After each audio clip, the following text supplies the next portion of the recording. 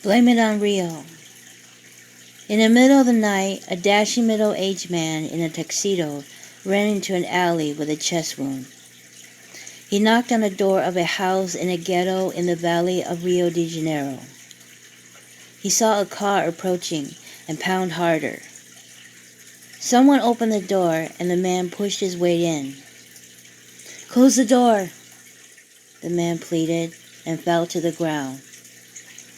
Under the dim light, he saw a teenage boy standing in front of him. The man in his bloody jacket was getting weak. He whispered, "Don't let them in," and his body relaxed. The boy called the police and the ambulance took the body away.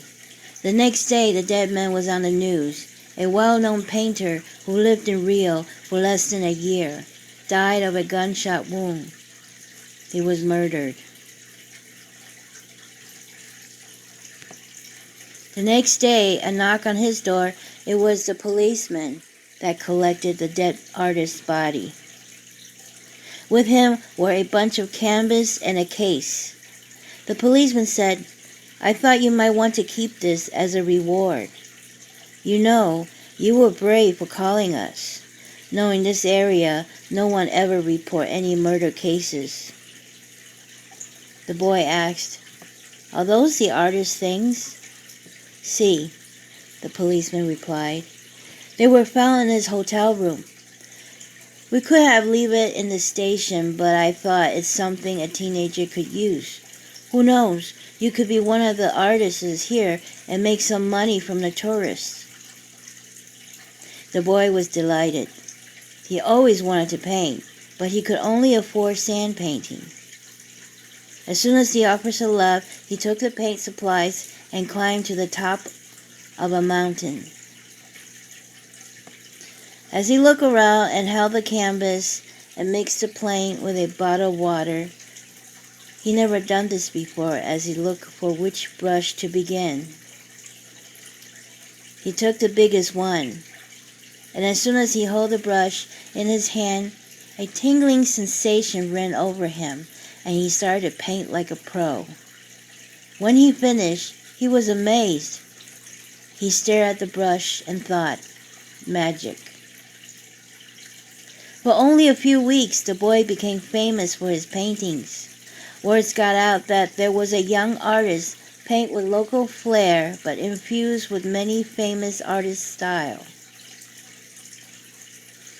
More and more visitors came by to buy his paintings. He was even mentioned in the news. The other painters in the area have mixed feelings about his fame. Some were congratulatory and others were envious. And those that were envious spread the word to the local drug lord who sent the boy to meet with him at his hideaway up in the mountains. The drug lord told him that he gets half of whatever the boy makes. The boy reluctantly agreed, but after a few months, the drug lord got greedy and demanded the boy to make more paintings and that he will stay in a cabin near his hideaway to make sure the boy wasn't lazy. From being a painter to a prisoner, the boy made an escape in the middle of the night. But soon he was chased down by the drug lord's men. The boy was fast, and he managed to escape through the forest where cars can't go through. He ran all the way to the shipyard and became a stowaway in a cargo ship.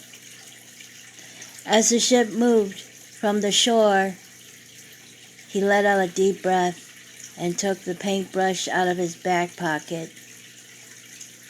He thought of the artist's fateful night and realized the connection. He threw the magic brush into the sea.